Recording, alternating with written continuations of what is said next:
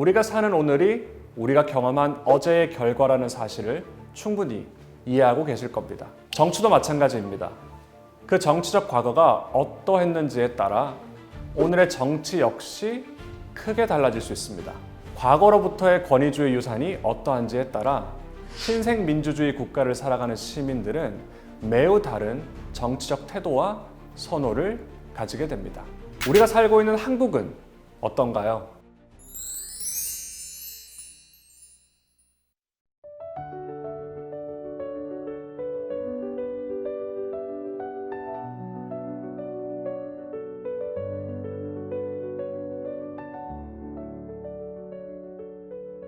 안녕하세요. 한국외고대학교에서 정치학, 그 중에서도 비교정치 분야를 연구하고 강의하고 있는 김기동입니다.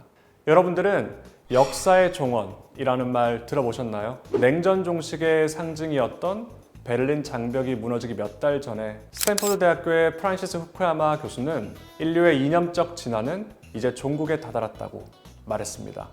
그리고 그것은 바로 자유민주주의였습니다. 1970년대부터 시작된 남유럽, 남미, 동아시아 지역에서 나타나고 있던 제3의 민주주의 물결에 이어서 소련의 붕괴에 의해 동유럽 지역의 여러 신생 국가들이 민주화되는 모습을 보며 후쿠야마 교수의 말처럼 자유민주주의가 이제 전 세계적인 보편적 가치이자 체제로서 자리를 잡을 것이라 기대했습니다.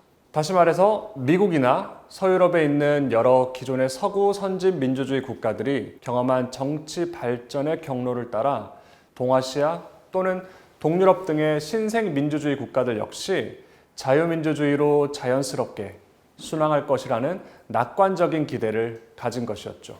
우리 한국이 포함된 동아시아 그리고 라틴 아메리카와 동유럽 국가들의 많은 나라들이 실제로 권위주의 체제에서 민주주의 체제로 전환된 것은 분명해 보입니다.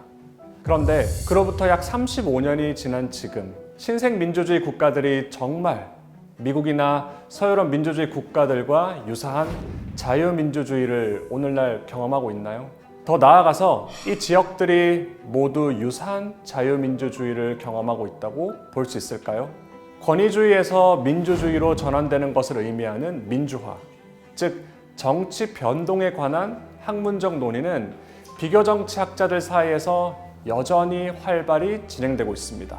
민주화 이후 수십 년이 지난 지금 신생 민주주의 국가들이 경험하고 있는 민주주의의 특성은 무엇이며 어떤 문제가 있는지 그리고 왜 그런 문제가 나타나는지에 대해 여전히 연구하고 있습니다. 특히 비교 정치학자들은 그러한 문제와 그것의 원인이 서로 다른 신생 민주주의 국가들 사이에서 어떠한 차이점 또는 공통점이 있는지에 대해 많은 관심을 가지고 있습니다. 오늘은 유사한 시기의 권위주의 체제에서 민주주의 체제로 전환된 신생 민주주의 국가들이 어떻게 다른지 그리고 그것의 원인은 무엇이며 그 결과는 또 어떠한지에 대해 같이 이야기해 보려 합니다. 우리가 정치적 현상을 논의할 때 의회, 선거, 정당 등 민주적 제도에 대해 이야기할 수도 있고 또는 정치 엘리트에 대해서도 논의할 수 있겠지만 특히 오늘은 유권자, 즉 바로 여러분들의 일상적인 정치적 경험과 직접적으로 맞닿아 있는 이야기를 해볼까 합니다.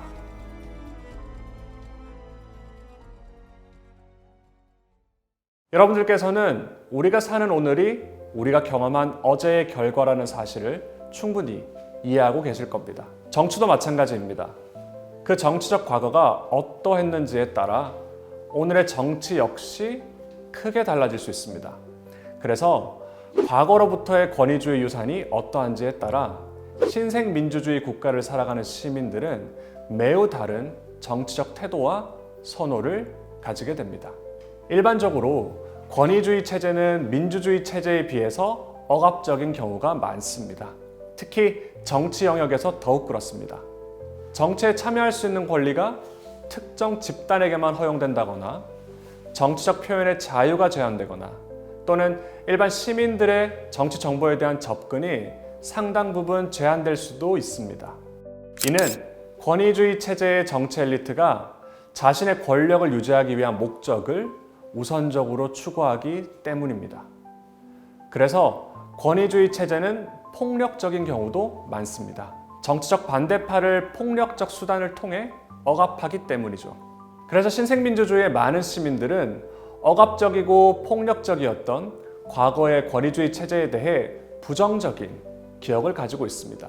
그 결과 과거의 통치에 대한 반작용으로서 새로운 민주주의 체제 하에서는 권위주의 체제에 반대되는 정치적 태도를 형성하기 마련입니다. 학자들은 이러한 현상을 반권위주의 성향이라고 설명합니다. 예를 들어 동유럽에서는 소련의 영향으로 과거 권위주의 정권이 사회주의적 가치에 근거하여 좌파적인 이념적 색채를 보였습니다. 그 결과 동유럽의 여러 신생민주주의 국가들의 시민들은 좌파적 이념에 대해 부정적으로 반응함으로써 우파적인 이념을 가지곤 합니다. 반대로 라틴 아메리카의 여러 권위주의 정권들은 군부를 중심으로 우파적인 이념 색채를 가졌었기 때문에 이 지역에서는 민주화 이후 시민들이 우파적 이념에 대한 반작용으로 좌파적인 이념을 가지는 경향이 관찰되기도 했습니다. 그런데 우리가 살고 있는 한국은 어떤가요? 라틴 아메리카에서와 유사하게 한국의 과거 권위주의 시기 역시 반공주의를 내세우던 군부의 지배가 존재했습니다.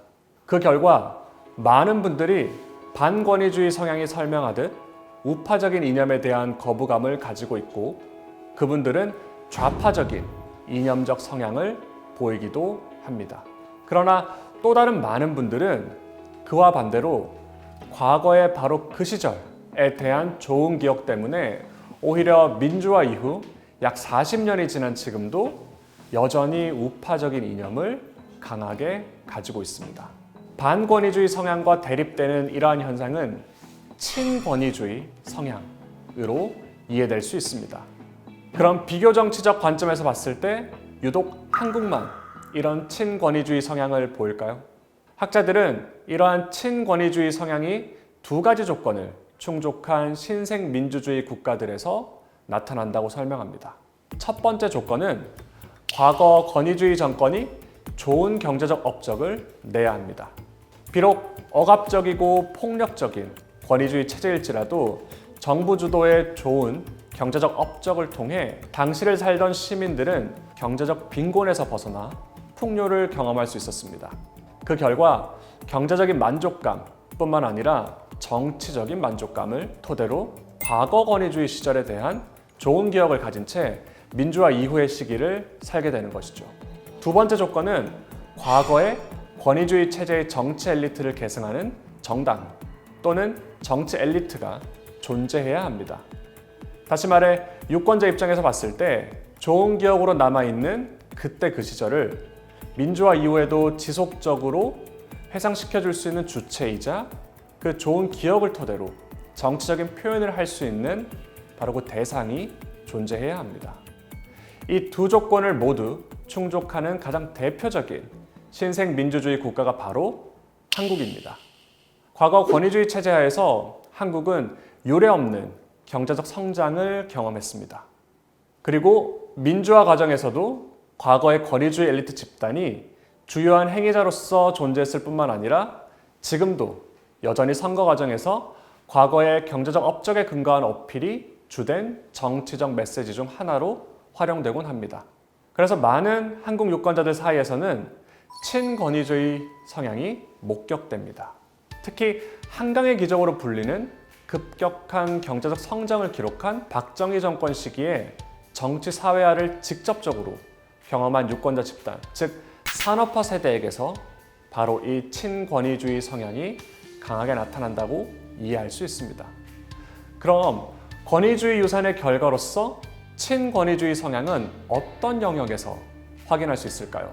앞서 반권위주의 성향과 친권위주의 성향을 설명하면서 좌파, 우파 또는 진보, 보수로 구분되는 정치 이념에서 나타날 수 있다는 것을 언급했습니다. 과거 권위주의 체제에 대한 좋은 기억을 여전히 간직하는 유권자들은 친권위주의 성향으로 인해 좀 더 보수적인 이념 성향을 가지고 있죠. 그리고 정치 이념은 여러 정치적, 정책적 태도의 토대가 되기 때문에 복지에 대한 태도와 정당에 대한 태도에서도 친권위주의 성향이 나타납니다.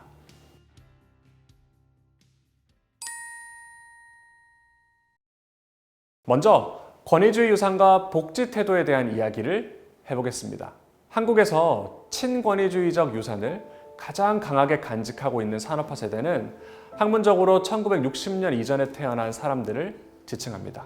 이분들은 2025년 현재 65세 이상의 노인분들입니다. OECD 국가에서 한국은 노인 빈곤율이 가장 높을 뿐만 아니라 노인 자살률 역시 매우 높습니다. 그리고 그 자살률의 가장 큰 이유가 빈곤입니다. 그럼에도 불구하고 이분들의 복지에 대한 선호는 그다지 강하지 않고 복지를 선호한다고 하더라도 투표소에서 더 폭넓은 복지를 공약으로 제시하는 정당을 선택하지 않고 오히려 상대적으로 경제 성장을 더 강조하는 정당을 선택하는 경향을 보이고 있죠. 이러한 현상 역시 권위주의 유산의 결과로 해석할 수 있습니다. 과거 권위주의 시기를 살면서 산업화 세대는 국가 경제의 발전을 직접적으로 경험하고 또 목격했을 뿐만 아니라 국가 경제를 우선적으로 추구하는 것이 우리나라를 사랑하는 것의 의미라고 배워왔습니다. 실제로 한국의 산업화 세대분들을 대상으로 심층 인터뷰를 진행한 연구에서는 그들에게 나라 사랑이 크게 세 가지 의미를 가지는 것으로 나타났습니다. 첫째, 근면 성실하게 일하는 것. 둘째, 근검절약의 습관을 기르는 것. 그리고 셋째, 희생과 협력의 정신을 가지는 것. 그리고 이러한 나라 사랑의 내용들은 엄청난 경제 성장을 기록한 박정희 대통령 하에서 실시된 국민교육 헌장이나 새마을운동 등 당시의 정부 정책들로부터 얻게 된 것이라 설명할 수 있습니다. 즉, 친권위주의적 유산으로 인해 당시 정부가 강조했던 나라 사랑의 의미를 여전히 간직하고 있는 것이죠. 그 결과 한국 유권자를 서로 다른 세대로 구분하여 국가 자긍심과 복지에 대한 태도 사이의 관계를 분석해 보면 유독 산업화 세대에서 국가 자긍심이 높을수록 복지 정책을 덜 지지하는 반면 경제 성장 정책을 더 지지하는 패턴이 확인되기도 합니다. 그리고 권위주의 유산은 정당에 대한 태도에서도 나타납니다. 비록 권위주의 체제였지만 세계사적으로 유례없는 기록적인 경제 성장과 그때 당시의 경제적, 정치적 만족감은 그 시기를 살았던 사람들 사이에서 집단적인 기억으로서 매우 강력하게 남아 있습니다. 그리고 그 공유된 기억은 강력한 집단 정체성의 토대를 형성할 수 있습니다. 그 결과 산업화 세대는 현재 한국의 보수 정당에 정치적 일체감을 가지는 경향이 있는데 그 정치적 일체감은 이러한 공유된 기억을 통해 더욱 강화될 수 있습니다.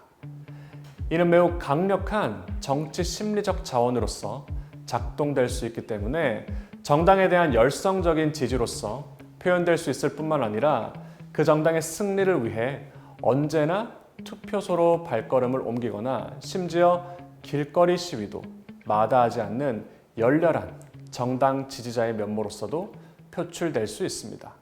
지금까지 논의한 권위주의 유산의 결과에 대한 내용은 옳고 그름의 문제라기보다 우리가 목격하는 정치적 현실을 설명하기 위한 하나의 이론적 렌즈라고 할 수 있습니다. 다시 말해 정치학자들은 권위주의적 유산이 좋다 나쁘다에 대해 이야기하기보다 이 이론적 렌즈를 통해 비슷한 시기의 권위주의 체제에서 민주주의 체제로 전환된 신생민주주의 국가일지라도 어떤 국가에서는 반권위주의적 성향이 또 어떤 국가에서는 친권위주의적 성향이 나타나는데 왜 그런지에 대한 설명을 제공하려 합니다. 마찬가지로 한국이라는 하나의 사례에서도 여러 정치적 현상들이 권위주의적 유산이라는 이론적 렌즈를 통해 어떻게 이해될 수 있는지 설명하고자 합니다. 다음 시간에는 건강 격차에 따른 정치적 불평등에 대해 함께 생각해보는 시간을 갖겠습니다. 감사합니다.